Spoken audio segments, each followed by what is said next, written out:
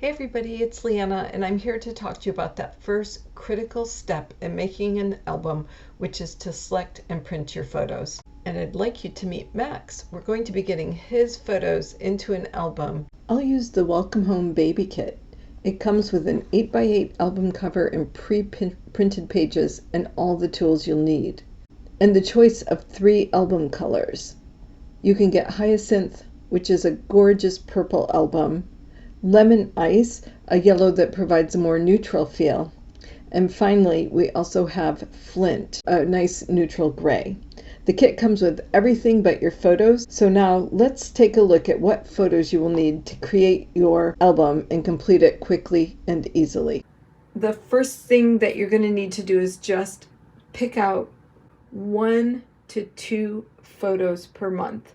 And again, if you're a first-time album maker or you're really busy, you don't have a lot of time, I'm going to recommend that you just go with this 4x6, the standard 4x6 photo size. And I'm going to show you how that works in these 8x8 albums. So I'm going to come, this is month 6, and I've got 2 photos of Max that are 4x6.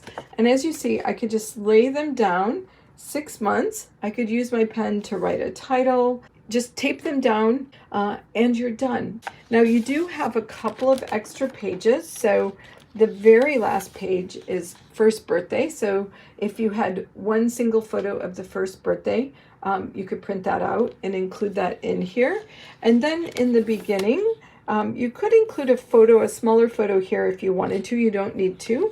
But you have this section before you were born, and you have really up to 3 pages that you could use for before you were born. And what might you want to print there? So again, anywhere between 1 to 3 photos. You could have a photo of mom and dad on their first date or at a wedding. You could have the baby picture. You could put mom's baby picture and dad's baby picture. You could just have 1 picture here and use this page to journal and write about your journey to become a family. You could put a picture if you had a baby shower. If you have a sonogram, you could put that on those pages. And then welcome to the world. And again, you have 1, 2, 3 pages that you could use. That could be the very first picture that's taken at the hospital, a picture of mom holding the baby. If you are have an adopted child, you could have photos from the adoption or the birth mom. So lots of different options. So I would suggest just making a folder on your computer or phone if your pictures are digital, and then just pulling things in so you can upload them to print.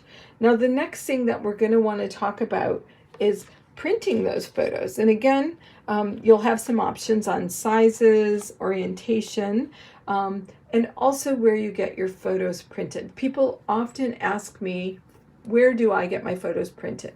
So I will tell you that you want to look carefully at how, if you're using one of these online photos where you just upload your photos and print, many of them use what's called a dry lab processing.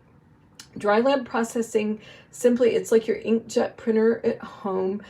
Your photos run through and you kind of ink pressing down, almost like silk screening, onto the photo paper. Those are the least durable photos, and often dry lab photos will begin to fade within 15 to 20 years. But then you can also look online for groups that do wet lab processing. And that means they're actually using photochemicals to process on the photo paper. The wet lab is known to last much longer and be of higher quality. So a lot of people think the skin tones and other things that print are much better. And you want your baby pictures to be really high quality. So if you use Creative Memories printing, they do use Fuji Crystal paper, and they use wet lab processing. And that's about 25 cents to 30 cents a print, depending on how many you do. And they only have the 4x6 size, but that would be high quality,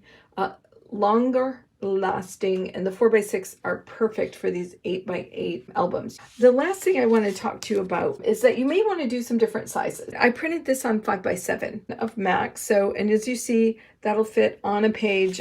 It will fit landscape orientation too, so that's one option you can use in your 8x8 album. Now, some of you may be interested in having more photos, so you may have more than just 2 photos for a particular month, and some photo printing services do allow you to print 2 photos on a 4x6 or a 5x7. My home printer also allows me to do that, and so with this I could just put this down, adhere it just like this, or I could cut it in half, and if I cut it in half I could probably get 3 or 4 photos on one page. Lots of things to think about to get your photos printed and ready for your album.